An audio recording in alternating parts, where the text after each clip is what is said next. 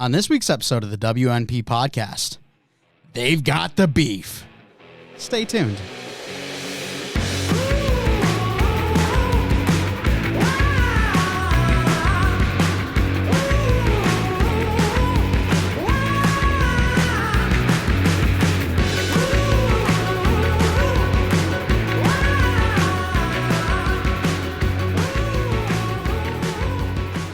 Episode 181 of the We're Not Professionals podcast. I'm your host, Mike Mitchelson, and joining me today, as always, my co-host, Chase Crawshaw. Chase, how you doing on this lovely Monday afternoon?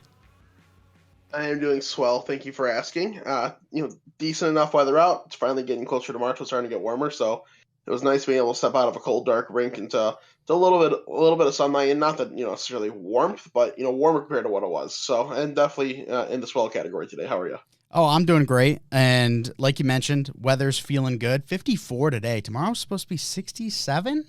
So, if there's not too much rain, maybe the golf course will be calling me. We'll see. But I think if we talked 2 months ago, it probably would have been, how's your night going? Instead of this afternoon. But when you come home, sure, it's 6 o'clock. That's technically night, but the sun's still out and it feels so great. So I'm super excited about the weather coming around. We're getting out of our winter depression and ready to get some golfing going, some beach volleyball going, go out on the lake, maybe go up to Chase's cabin. Oh, it's going to be a great time this summer. Yeah, I'm looking super forward to it. Now that I am actually in a position where I'm going to be able to do things, it's going to be good. It's going to be the first summer in 6-7 years where I've actually been free and been able to do stuff. Yeah, it's going to be fantastic. Well, before we get into our offensive line rankings, because that is our show today, we're going to be going over the top 10 offensive linemen in this year's NFL draft. We did do quarterbacks last week, so if you haven't checked that out yet, make sure to do it. But before we get into that, we're talking about the season. Right now, we're kind of coming to an end, or maybe the start. I don't really know. I'm not a Girl Scout, but Girl Scout cookies. Big thing right now. I just picked up my first couple of boxes yesterday, so kind of wanted to gauge the audience. What's our top Girl Scout cookie? Is there any Girl Scout cookies you absolutely stay away from? Give me it. I mean, the one of Girl Scout cookies is Thin Mints. I mean, the Thin Mints are just the dominant cookie in all the world. So, but really, in terms of staying away, not necessarily. Are the Samoas those like the coconut that they are? Yep. Those are the ones that I would, if I had if there were a bunch out and I was choosing, I guess it's probably the last one I would choose. But it's not like it's it's like, hey, we brought out dessert, but all we have are Samoas. It's like, yeah, I'll still grab one. It's that type of thing. So Thin Mints are the number one, and honestly, the slept on ones are the s'mores. S'more ones are really good.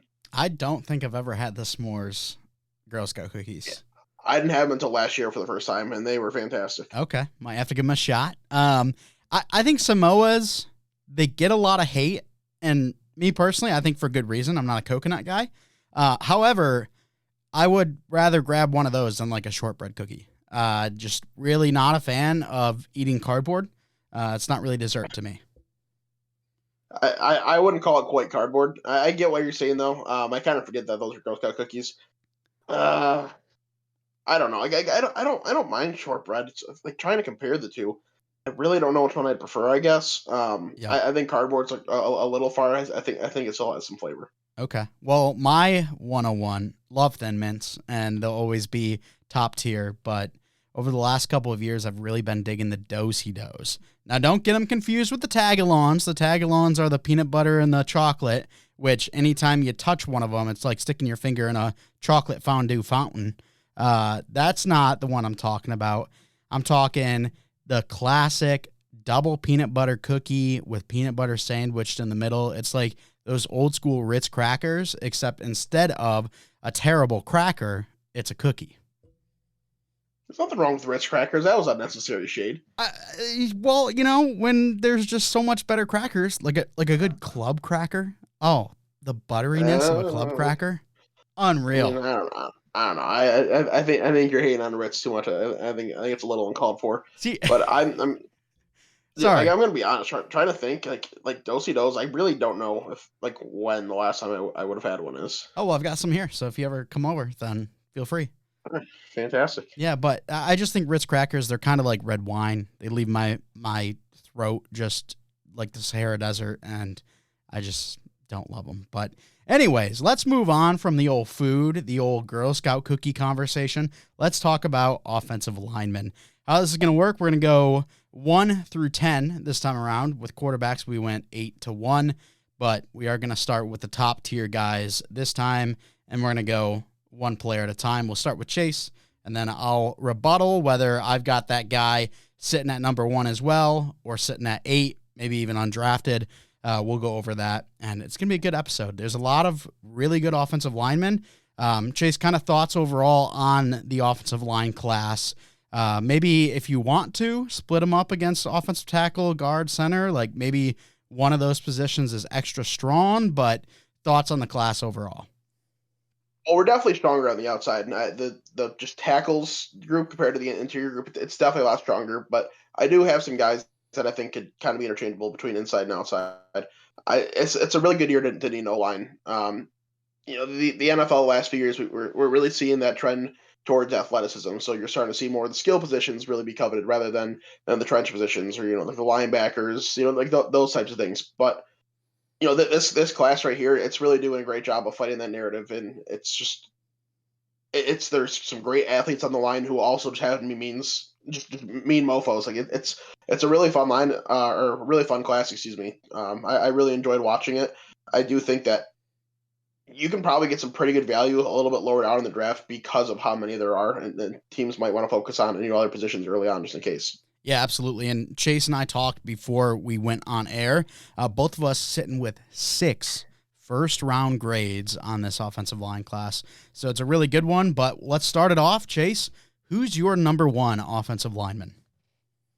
My number 1, it is Joe Alt out of Notre Dame. I am a very, very, very big fan of Joe Alt. Is he also your number 1? Joe Alt is also my number 1, yes. That's good. So I'm through 2 position groups of gradings, and I happen to have 2 players that have graded as first overall worthy, and I do have Joe Alt as a first overall worthy player. If a team had a quarterback at number 1, they should, just let's say like the Colts, for example. The Colts took Anthony Richardson last year. Let's say he got hurt and they just had really bad luck to end up with the first overall pick. If they weren't going to trade out of it, Joe Alt would be like that'd be the guy, like 100%. He's absolutely worth it in my opinion. I mean, I really thought of a quote from the movie Miracle, which rest in peace to the actor that played Ralph Cox, by the way, just passed away today. But I really thought of a quote from the movie Miracle where it's if you score in Treddy, I could keep the puck because it doesn't happen very often.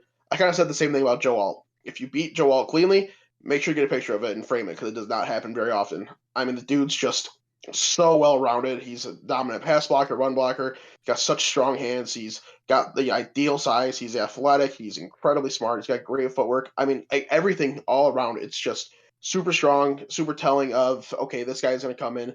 He's going to be an immediate impact day one, fighting for a Pro Bowl as a rookie. It's someone who's truly got future all-pro year in and year out upside. I really love Joe Alt's game. I think anybody who gets him any point in the draft is getting a strong value. Yeah, I'm a huge Joe Alt fan as well. He's actually my 4th player in this class, but that's just because I have quarterbacks graded so much higher because it's just natural in the NFL draft, but he is easily my top graded offensive lineman. You mentioned, so many good things that he's good at. Getting to that second level, he's unreal. Like, there's a lot of extremely talented run blockers in this draft class. Guys, whether they're on the outside or on the inside, that can get to the second level extremely quick and find a player to block. Joe Alt does it on a completely another level. And this guy's 6'8", 317. So him moving like that to that second level is absolutely absurd. I think the only reason he's not like a generational prospect on my grading scale is I didn't think he was like the strongest guy in this class. I mean, he's still got great strength, but when you compare him to some other guys, a guy we're going to talk about next, I would assume, I just didn't think he had as much strength as some of the other guys, but that doesn't I mean, that's not a knock towards him when he gets to the next level, just because this guy is going to be fantastic. Yeah, and I even if that's the case, I would still call it high end to elite strength. Like it's at worst in that category because like he really is just so well rounded. It's all it is going to be is just proving he can continue to develop a little bit further in the NFL, and he's going to be just fine. I think his ceiling is an everyday starter for years, or Oh, not ceiling, sorry, his floor, excuse me, everyday starter absolutely. for years. Yeah, absolutely. He's fantastic. And I mean, I think this next guy, assuming we have the same guy, he's probably in that range for me too. Now, I don't think his grade's not as close, but I've got him as a everyday starter as well. And then there's some other guys that I think could be, really high potential guys, but maybe their floor is a little bit lower. But my number 2 is Olu Fashino. I don't know about you. Olufashionell is my number 3. Oh, okay. Well, Olu Fashino Yes. for me, I mean, I think he's a better athlete or excuse me, a better lineman than he is athlete. He's not a guy like Joe Alt that's just going to pop off the screen with his athleticism moving to that second level. But I think this guy has easily the best base in the class. I mean, the way he can just sit down and you're going to have a 280-pound defensive lineman trying to push against him and he's not going to move. I think he's the strongest guy in the class. I think he's really good at diagnosing the different rush schemes. And Olu Fashino, I think, is just one of those guys who, while he needs work when it comes to the run blocking game, you're talking pure pass blocker. I think he's the number 1 in the class. Yeah, he is an absolutely pass blocker, 100%. And that is, the only reason I have him at my 3rd, and I still have him graded as a guy who you should take in the top half of the first round. So like it just speaks to how I view this O line class. And I agree. I think he is an awesome prospect, someone who is going to end up being, another sky's the limit type of guy. It's just, the run game does need a lot more work than it does, maybe a couple other guys with their glaring needs, I guess, at this point. I would really love to see him just kind of get more leverage and, just have a better pad level. I think that's what's kind of holding him back a bit in the run game. Once he does get that, which that really just comes with repetition and having a good O-line coach. I mean, he does have a really strong upside. So I do really like Fashano or Fashion. I still don't even know how to correctly pronounce it. I really do enjoy his game, and I do think he's going to be someone that is, I think a step below Joe Alt, but same type of thing where he can be just a career starter. Yeah, and I hear it all kinds of different ways. I hear Fashanu, I hear Fashanu. So who knows? But I think that him and Joe Alt in a class where I have a lot of knocks on these players' hands and actually being able to throw a punch before the defender gets their hands on you. I think these two guys excel at that. So that's one thing that the class overall didn't wow me, but these two definitely did. Interesting. I mean, I don't know. Some guys, yeah, for sure. I think there's a bit of weakness in hands, but I still think there's a couple other guys that are pretty strong in that category that we're gonna be talking about here soon. All right, who's your number 2? So my number 2 is on Oregon State, Tylese Fuaga. Fuega, still also don't know how that was properly pronounced. You told me the other day and I forgot. I think it's Fuaga. Fuaga, okay, perfect. So Tylese Fuaga is my number 2, and I actually have him graded as a top 5 worthy draft pick in this draft class. I had a ton of fun watching his game. He's already someone that's on my short list for my guys. When we do our my guys episode, he occupies space so well as a defender. I mean, like his drop back, it's just incredible. I mean, without even touching anybody, he can he can take on a double team. Like he can stop 2 defenders without having to put a hand on because he just occupies that space. He's gonna force guy to cut inside more than he needs to, or has to force guy to cut outside more than he has to. Like his just there for example, let's put it this way. I saw one rep. I can't remember who it was against, but like his hands got absolutely dominated. But it didn't matter because the spacing that he had and the way that he forces guys outside, he was able to just kind of regather himself, and it was like nothing ever happened because the rushers had no chance to even get to the quarterback because of how just how strong his footwork is. He was one of the most fun like offensive line prospects I've ever watched, just because like he is so noticeable because he is so just so I know I keep kind of repeating it, but he is so strong at just dropping back and kind of occupying that space and having a nice punch when he's able to get it off. Like he's just someone that I truly had so much fun watching, and I think he can offer you a bit of versatility wherever you need him to play as well. Yeah, I like Talise Fuaga a lot. He comes in at my number 6 offensive lineman, my lowest graded first round pick. I still see him as a very good right tackle at the next level. If he hits a ceiling, I think he could be an elite right tackle. I prefer him on the right side. But just some things that are knocks. And Chase said a lot of great things about this guy. I think he is one of the more aggressive players. He's got a lot of speed, something I didn't really think was going to be the case, but he can get out really quickly. Just the two things that I knocked for him was that he seems to commit very early on when it comes to kind of his angling. So he tends to turn his hips just a little too soon for me. And so there was a couple of times in his film where double moves just absolutely torched him. Like he would flip his hips to go right, and then the guy's by him on the left already. So a couple of things like that, but that can be taught. Good O-line coach. And then secondly was he's great at getting to that second level, but there were times where I felt he just couldn't find someone to block. And that's not always on him, but there were a couple of times where it was like there was a guy right there off to your right who eventually got the tackle. You just missed him. So those are the two biggest knocks for me. But yeah, I mean, I think this guy's an incredible talent, and he's going to be super fun to watch at the next level. I have him as a lower first round grade, but if my Bengals took him at 18, I'd be thrilled.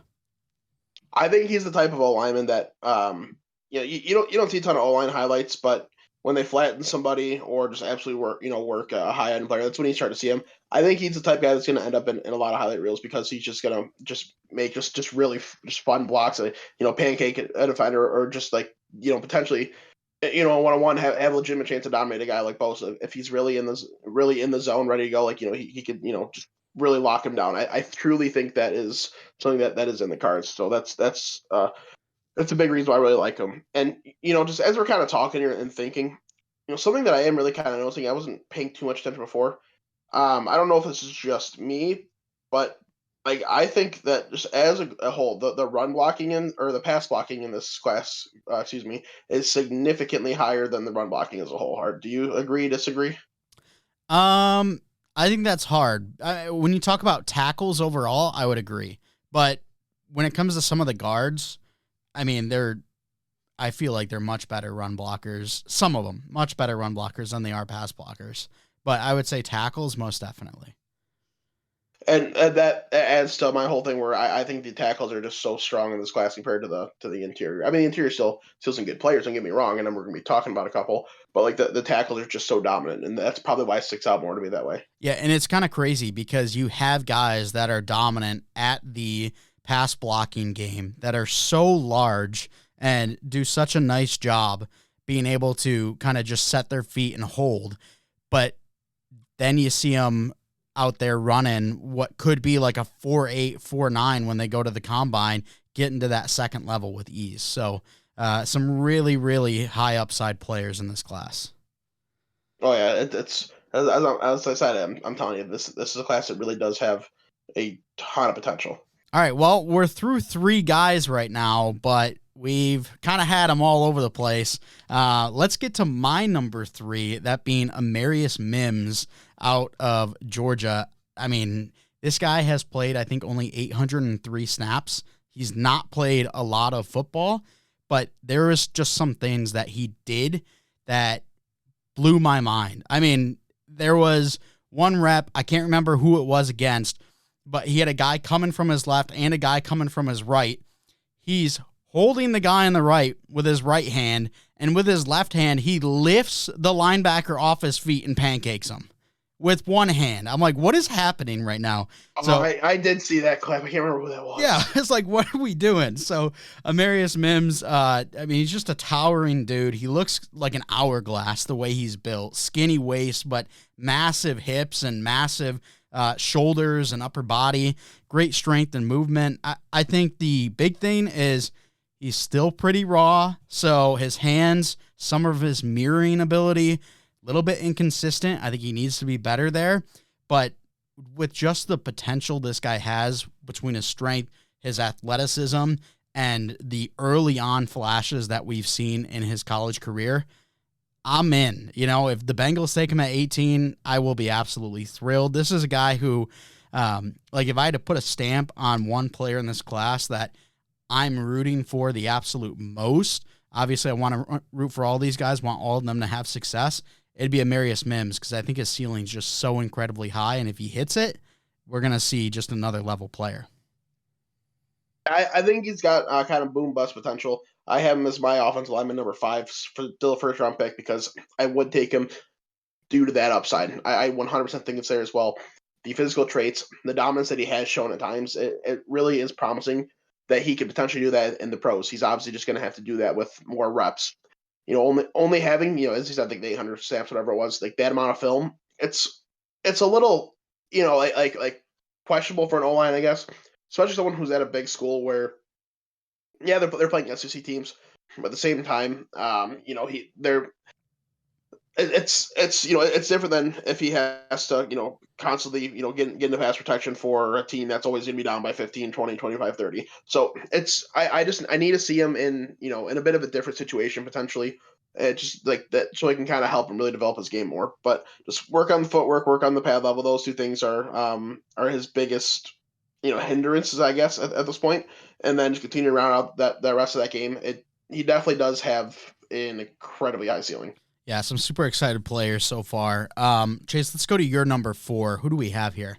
My number 4, I have J.C. Latham out of Alabama. Another offensive tackle, coming in as a first-round grade, someone that I'd be willing to take in the top half of the first round. I mean, his size is just it's fantastic. 6'6", 360 pounds. It's an awesome height to weight ratio while still being able to be a very, very, very strong athlete. Despite that, he was former 5-star recruit, came in, and basically the second he started getting snaps, he just dominated from the get go. I mean, he's just showed very consistently throughout his college career in every game that he's played that he really does just he does it all pretty well. I don't think there's really too much in his game that's flawed, other than he's just going to need just some more time to continue to round things out. But his measurables, his athleticism, where he kind of stands right now in terms of his pass protection, his run protection, and his aggressive style of play, I think he's someone who's another day one immediate impact type guy. Yeah, I've got J.C. Latham in the first round as well, except he is my number 5 player in this offensive line class. I think he's great when it comes to pass pro, kind of like how you mentioned. Guys are really good at pass pro, better than they are in the run game. And not saying he's not a good player in the run protection game, but I think when he gets to that second level, you were talking, he's very aggressive. And he is, and that's great at times. But then there were some times where he's lunging for that second level player and just missing. So that was one knock I had on him. And then also I felt like he was a little inconsistent on his jump off the line. And I think that's probably because of fatigue. But there were times where he shot out of a cannon. Like, he was off the line, ready to go. And then there were times where a guy already had a step on him. So I think that'll come with the NFL conditioning, the NFL training. I think he'll be, much better at that. But this is a guy who I wouldn't say he's got like just an unreal punch, but his hands overall, if you let him grab you, you're not getting out. Like, this guy just dominates when he gets his hands on you, especially in the pass pro. So he is a very exciting player. Yeah, and that's exactly it. Having that size already with the athletic profile that he does have, because he is going to be someone who really does impress at the combine here. And on top of his handwork, it's like it really makes it so he should be a pretty easy. I don't want to say a can't fail type player, but someone who should have at least a pretty safe floor and come in and be that immediate impact guy, as I said. And another player who I think should be a pretty safe career starter. Yeah, for sure. Well, Chase, we talked about your top 5. We've talked about my top 6 minus my number 4. So maybe my number 4 slots in at your number 6 and we can kind of get back on pace. I'm guessing not going to happen because you're a little weird. But My number 4 is Jackson Powers Johnson, the center out of Oregon. I think this guy is a slam dunk center prospect. I think the only reason he's not even maybe a little higher is because he's playing that center position. I would probably take J.C. Latham and Talise Fuaga over him if I'm an actual NFL GM. I mean, this guy's great, and I think he can play center and guard, but when that tackle position is so coveted, it's hard not to take a guy with similar grades, but at that more valuable position. But JPJ, I absolutely love him. I think he's as close to the Tyler Linderbaum we saw last year, 2 years ago, get drafted by the Ravens coming out of Iowa. I mean, this guy is so dominant when it comes to the run game. I think he's got a great base in the pass game as well. He's 334 pounds, which is going to be the heaviest center that we've ever seen at the combine. So this guy's got great size, and he does not move like the heaviest center we've ever seen. This guy's got great speed. The one thing is, I have seen him get beat a little bit early, but getting beat a little early doesn't mean you got beat on the whole play and you gave up a pressure. I think this guy only had one pressure over his whole final season here at Oregon, and that's because he does such a nice job actually recovering with that athleticism and using his hands to latch onto that defender. But JPJ, a really talented center, and I'm excited to see him at the next level. Well, Mike, you basically just stole all my notes from me, and you're going to be a pretty happy buy because Jackson Powers Johnson is my 6th overall offensive lineman and my final first-round pick. And, yeah, the notes are damn near identical. The one thing that I am going to add on is I said watching him, like burst off the line and, like run downfield and block. I called it football nirvana because, like, it's perfect watching him just – as a lead blocker, just flatten kids, just like he's playing backyard football. I mean, like when he does burst off the line and he is being that lead blocker for that running back, as I said, I don't think there's too many guys especially on the interior, they're going to be any better than Jackson Powers Johnson is. Like it's so much fun watching that. Another guy who had a bunch of highlight reel type of blocks. I don't really see how he fails. Another kind of guy in that category. I think he's just such a safe, plug and play number one starter or day one starter. And then, a team kind of like what's their faces did, like the Eagles did with who the hell is it? My gosh, yes, I know who you're talking about there. Yeah, he was from Alabama, Landon Dickerson. Yeah. Yeah, like thank you, Landon Dickerson. Where like you can draft him, and just because you have a center already doesn't mean you shouldn't draft him. Draft him, right. Put him at guard. When your center retires, you can throw him in there. Yeah, I saw a mock where JPJ came to the Bengals and took that left guard position while Ted Karras stayed at center. I'm like, totally in for that. I mean, love JPJ, but it's not often that we agree on things. In the order, we didn't necessarily agree on, but we had 6 total first rounders, each of us, and it was the same exact 6 guys. So pretty cool. That's pretty cool. Yeah. Yeah. All right. Your number 7.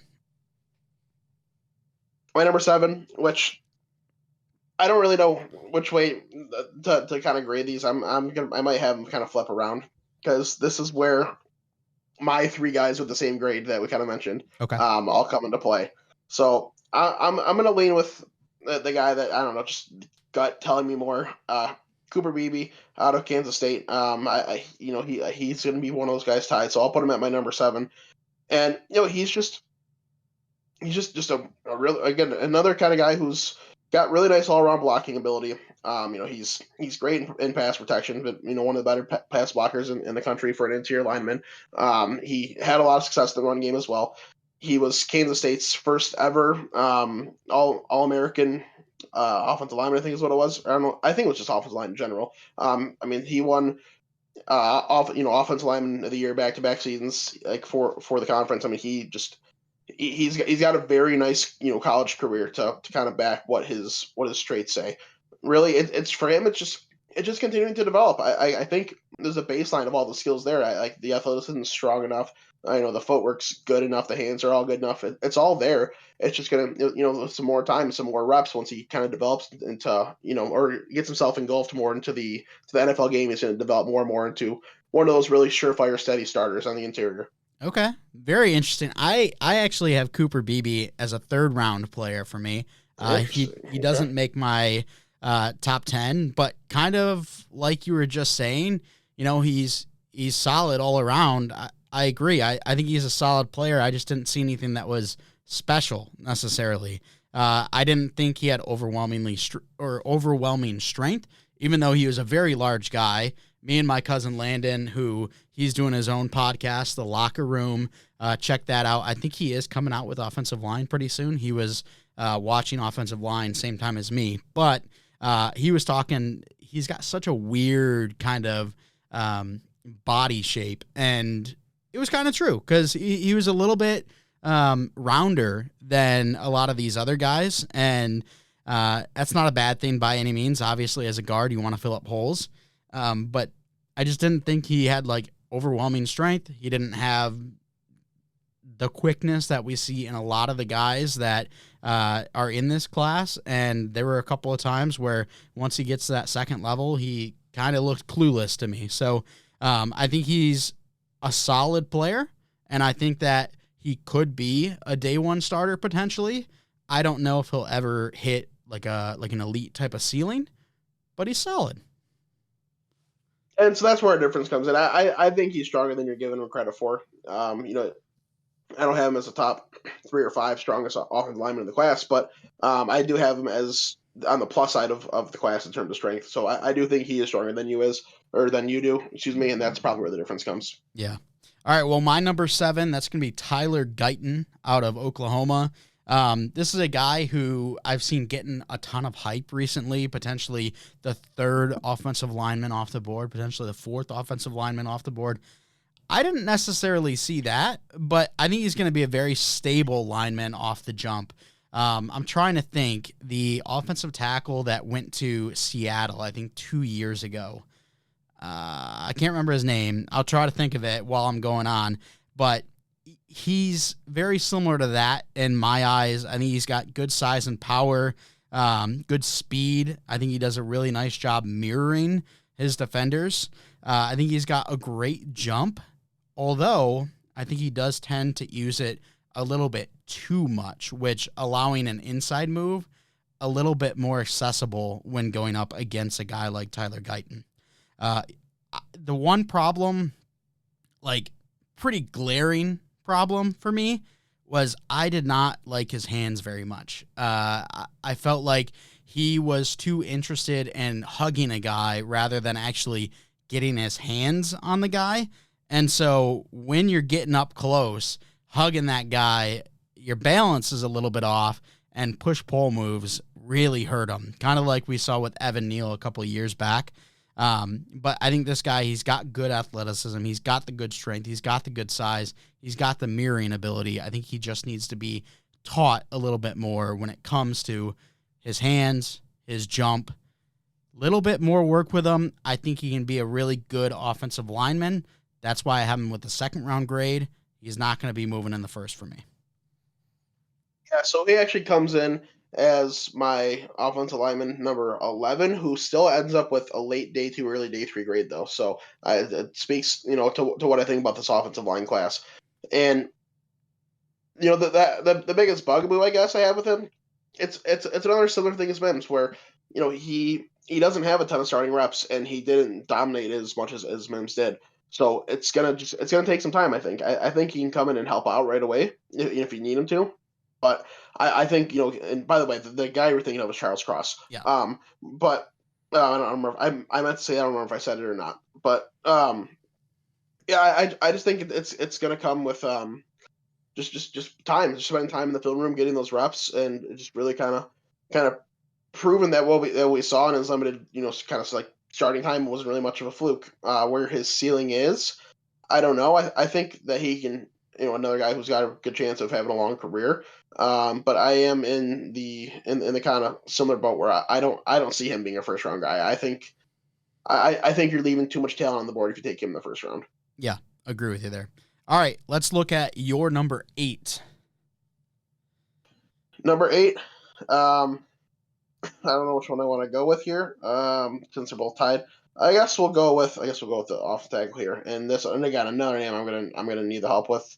Out of the lineman out of Yale, Kyron, Amagidi, maybe. Do you know how to pronounce it? No, Amagaji? I don't know. Kyron. We're gonna call him Kyron. I think, or Kieran. I don't know. We're gonna call him the Yale offensive lineman. How's that sound? There we go. Absolutely. So, yeah, again, it's tied for that same grade. Another guy who I see as an early second round pick. I think he does have some really strong inside-outside versatility. Kind of with his size profile being a little bit slimmer. That was the first thing I noted is he does have the ability to kind of go inside and out, and he does a pretty good job, kind of like the other offensive linemen in terms of the pass protection. So maybe he's gonna be better off on the outside, while he still needs to work on the run game a bit. But with his size profile, with his current athletic profile, where his skill set is, I think that it's whatever you need. If you're not gonna be able to get one of the those premium guys early on, if you're like, all right, we just need O-line in general, just grab him. Just grab Mr. Yale here and let him kind of figure it out. You can kind of put him at any spot on the line, and I think just give him a little bit of time to adjust. He'll do just fine. The one thing that is going to always be a question mark is playing in Ivy League. You're not playing against necessarily the greatest football players. There's still talented players. Especially he's gonna be someone who goes in the first 2 days of the NFL draft. So that speaks to it. Like, there is talent, there are athletes, but it's just at a completely different scale than what there is at these FBS programs. And that's something where it really does matter for offensive line. I think some positions it does not matter, but offensive line it does, because it's truly a one-on-one position. So if you're always going against someone who's just never going to be as strong, as fast, as talented as you, you're always going to win. So we'll see how he does once he does get to the NFL game. But given what he has shown, I think he'll be fine. Right. And I don't have Kyron in my top 10. However, I don't have a full grade on him as of now. I need to do some more looking into Kyron, but the couple of things I did see, kind of like how you mentioned, he's got some higher upside. I mean, he's got the ability to move. He's a big dude with huge arms that can, do a nice job in the pass pro. I think just a couple of things that kind of didn't wow me was when he gets to that second level, I feel like he falls off blocks super easily. And then also he's a little bit late reacting to some stunts. So when NFL players and NFL defensive coordinators are going to start scheming that type of stuff, I think he's going to need to learn that pretty quickly to be successful at the next level. But this is a guy that I will definitely be watching more on as we continue to get closer to the draft. And I mentioned this in the quarterback class, but by no means are all of these rankings final. Chase and I continue to look at the players in these classes. I mean, new guys appear on our board as we continue to get closer to the draft. And while we have a firm grasp on where we're at right now, these things could potentially change. So as graphics start to come out that final week before draft, who knows? Maybe this guy is my number 1 tackle at that point. But, these are all subject to change. But as of right now, he does not sit in my top 10. Yeah, fair enough. And yeah, I can echo that same point. I can almost guarantee that this is not going to stay the same by the time the draft comes around, especially in April once my season ends. I take a pretty good good like 3-4 week vacation. The whole month of April, I'm pretty much away from hockey. It's kind of neat. I do things I need to, but like I give myself that break. And during that break, I watch a lot of football film. And I had a lot of ranking changes last year during this time, and it's gonna be the same thing. Like I'm gonna go and I'm gonna be able to sit down, have a lot more time, really watch things in depth, be able to grab another game or two for all these guys, and there's gonna be some changes. So I that's why I really look forward to the month of April, because it's obviously gonna culminate with the NFL draft, but it gives me so much free time to really dive into this stuff. Yeah, absolutely. All right, well, my number 8 is Troy Fautanu. He played tackle at Washington. I much prefer him on the inside as an offensive guard. He doesn't have the, premier offensive tackle size coming in at 6'4", 317. But he was very athletic as that tackle when he was with Washington. I think this is a guy who can be very athletic and be a great run protector when it comes to moving him on the inside to be a guard. Kind of like how JPJ, we saw him explode off the line. I don't think Fontenot has the same type of explosion, but he does have that quickness, that burst to be able to get to that second level. So I think he can play well there. When it came to his pass blocking, I wasn't wowed, and it's kind of hard to grade his pass blocking as if he were a guard, because I think his number one problem when it came to blocking as that tackle was I felt like he just lacked vision for who he needed to block, whether it be the inside guy, the outside guy, whether a blitzer was coming, he couldn't diagnose that. I think that'll be much, much, much more limited when he's on the inside playing guard, because he's got guys on each side now. He can worry about the guy who's in front of him. As long as he picks up, stunts, I think he'll do just fine when it comes to the pass blocking game. But I think where he really excels is that run game. Yeah, so Troy Fontenot comes in as my number 13 offensive lineman. I have him as a kind of later day 2 pick. And I've seen some guys put him in the first round. I don't see it. I don't think he's bad by any means. I'm in the same exact boat. Inside is where he's going to have to go. I don't see him having success on the outside. Make his job a little bit easier. Give him a little bit lighter of a load. Keep him on the inside. With his current skill set, with his range, his measurables, it just makes a lot more sense. Something that I did really note. It's going to kind of add on to what you said about the pass game.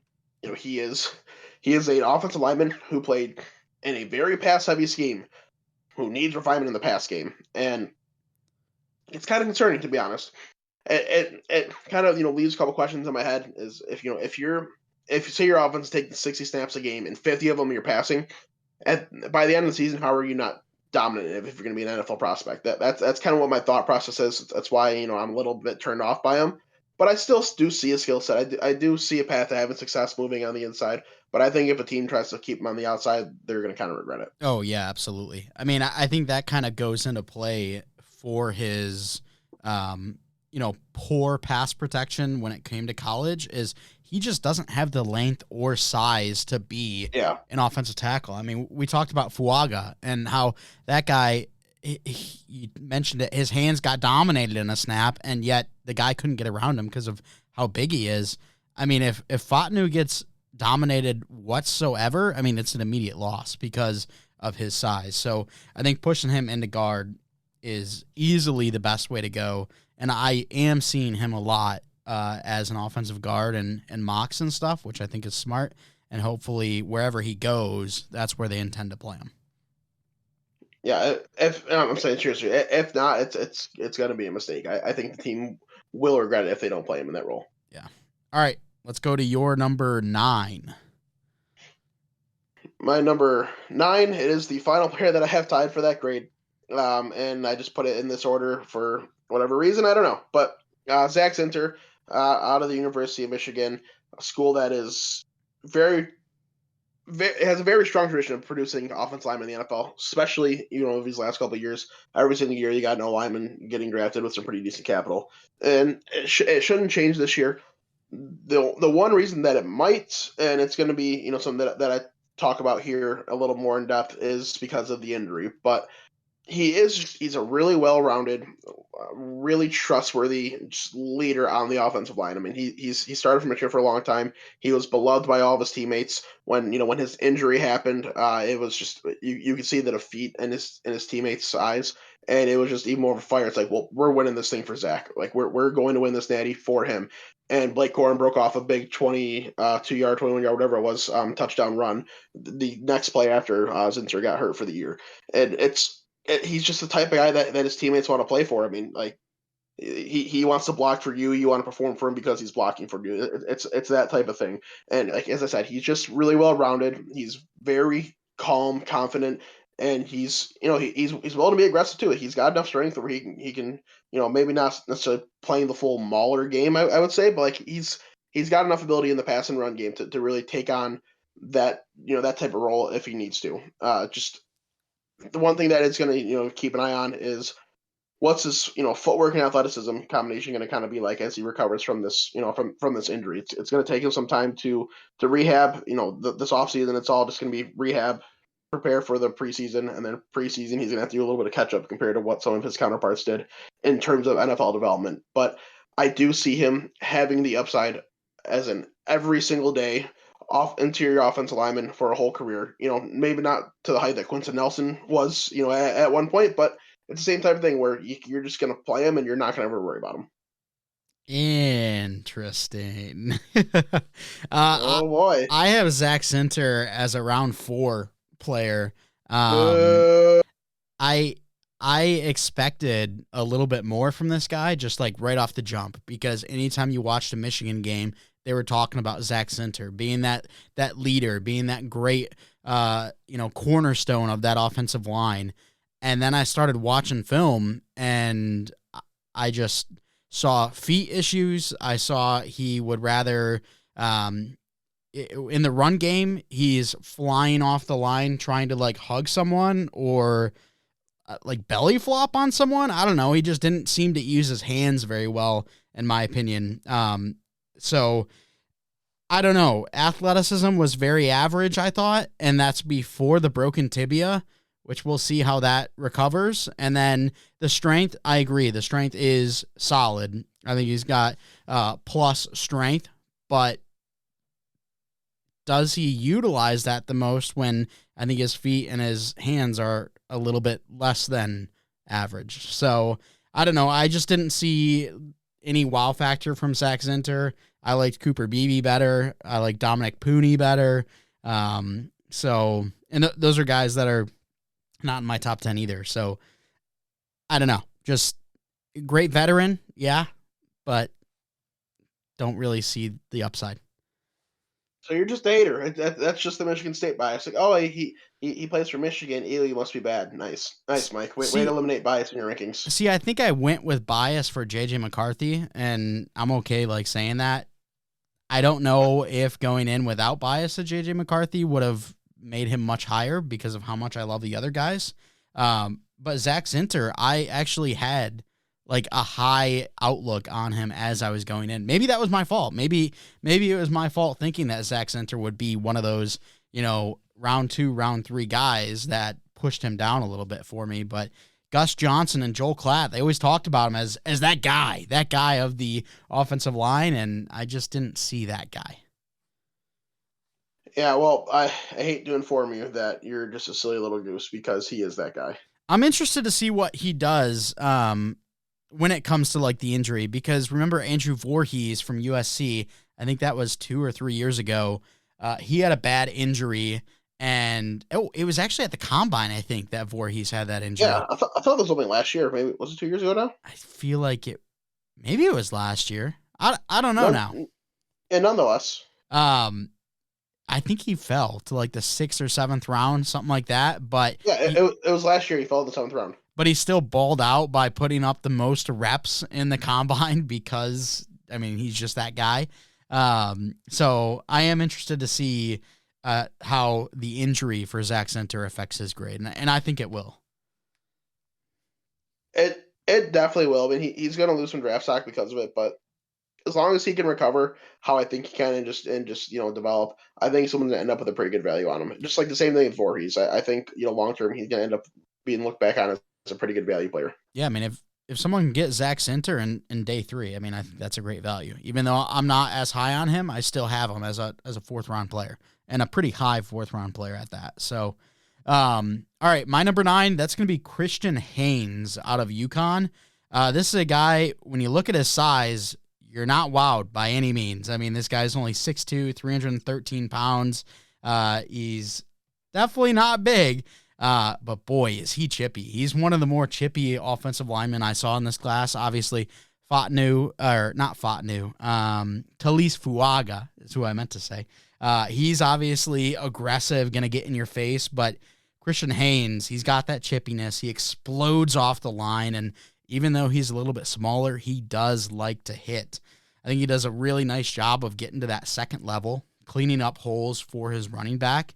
I think he needs to do a better job in the pass pro, but I think it is tough because of his size. So if he can start to develop a strong punch or really work on his anchor, maybe add a little bit more weight to try to help him in that pass pro, I think he'll be fine.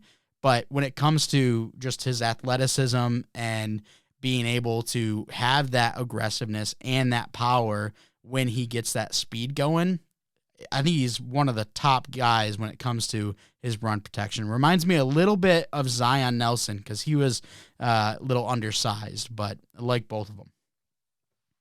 Yeah, so he's not someone I spent enough time on to really talk too much about. I think I've watched maybe a game's worth. I like to do at least two before I talk about a guy.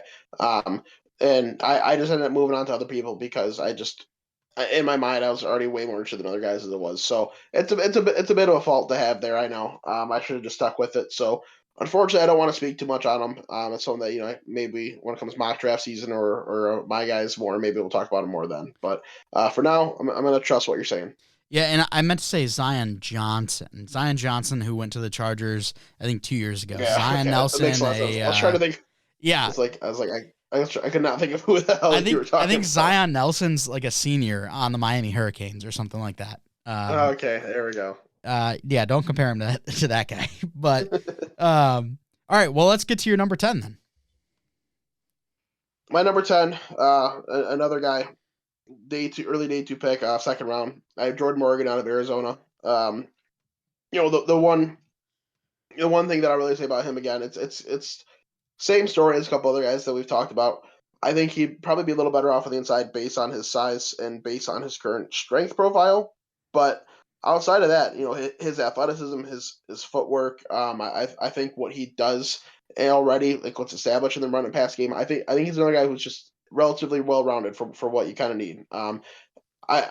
Compared to the other offensive linemen that are going to be around this area, or guys that are currently tackles, I should say, I think he is a bit better of a run blocker and a little bit lesser of a pass blocker, which is why I think that transition to the inside is maybe going to help him a little bit. But it's just a guy who I really think is in the same category of just steady starter for a career. And if you can get a steady starter for a career as an offensive lineman, like you're going to happily take that at almost any spot in the draft. I don't think he does anything super overwhelmingly nice, but there's nothing that I really sit there and I'm like, I don't know about, to be honest. So I think that whoever takes Jordan Morgan, if you can fill him into any hole again, that similar type of situation, and you'll be just fine. Very interesting. I mean, we had our top 6 locked down. We agreed on the top 6 guys, and then we get to this next level, and we couldn't be further apart. I've got Jordan Morgan as a 4th-round pick again, similar to Zach Zinter. And I think you were talking about, his pass blocking versus his run blocking. I think he's a little better in the run blocking game. I think maybe, like, right at the line of scrimmage, but the big faults I saw in his game was when he got to that second level. I felt like he struggled getting to that second level. It wasn't always pretty. And then when he was there, I felt like he missed defenders a lot. I think he also needs to do a better job with his hands to actually, punch some players off of their, straight route to the quarterback.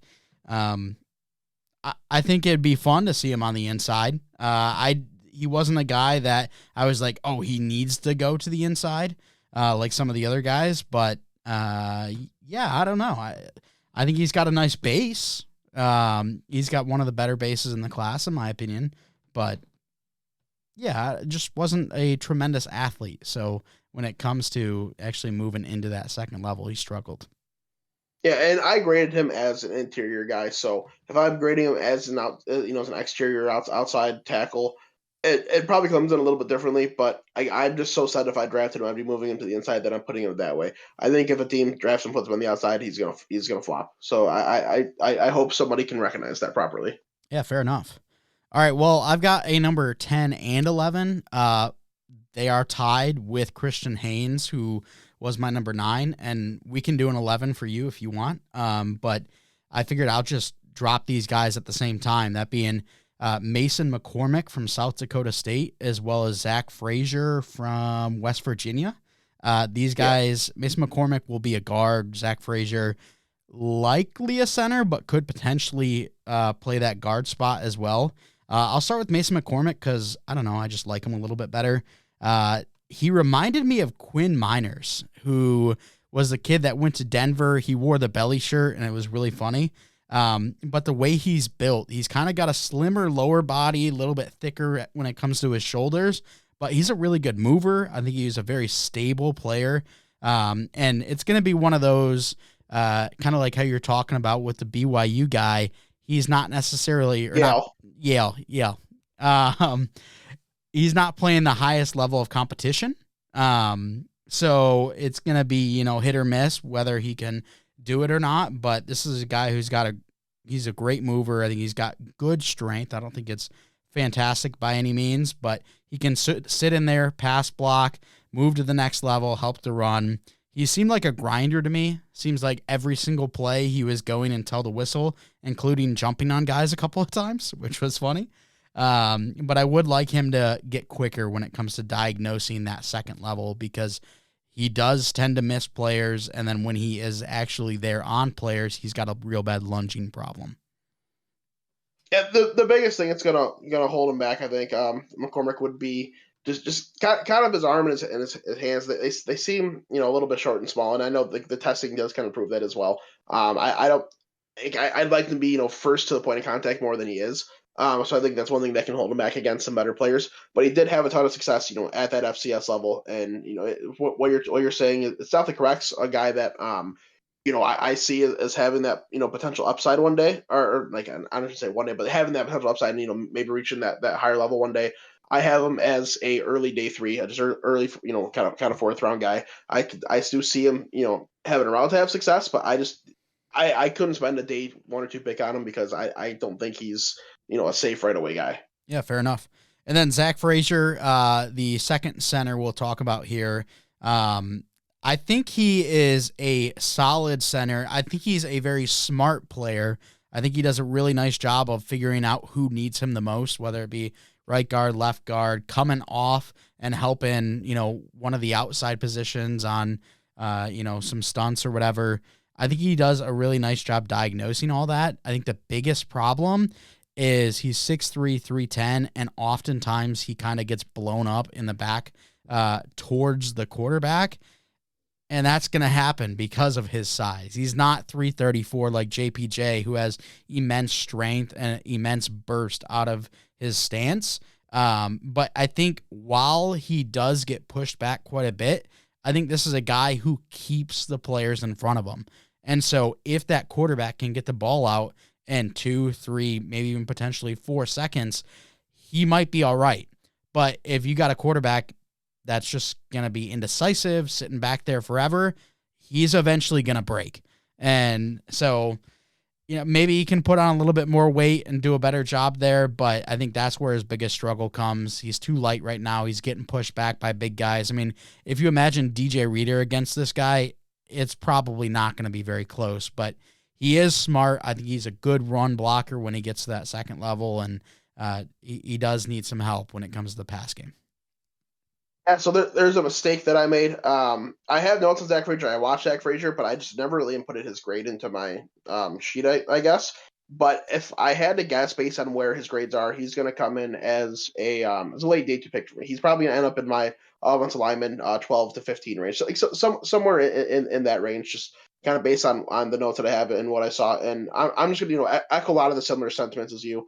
It should be a guy who, it has some versatility, yeah, but I think he's probably best suited as a center. I think he can kind of be that leader in the middle of the line for you, and should be a guy who, if needed, he can go day 1 and play for you. If you'd rather him sit for a little bit or move him to guard because you have a center who's already established, then he'll be just fine too. Yeah. All right. Well, Chase, do you want to do an 11? Your 11 or? My 11 was Tyler Guyton. Oh, okay. Fair enough. There we go. Yeah. I do want to give a quick shout out to Kingsley Sumataya. I had him as a late 3rd rounder. I mean, by no means is he like jumping off the page, excellent player, but that's a guy who I think has a sneaky upside. So just one of those guys I wanted to shout out. He's from BYU. Big guy, 6'6", 325. Who knows? Maybe down the line. What's that? Super young. He's super young. So that's another thing he's not really going for him. Yeah, I think he's like a flat 21. Like he just turned 21 last month or something. Yeah, he did. So, all right. Well, that's going to do it for the show. I want to thank you so much for coming out and giving it a listen. If you could follow us on Twitter to stay up to date with us and all that we do, you can follow us on Facebook and Instagram as well. Those links will be down in the description.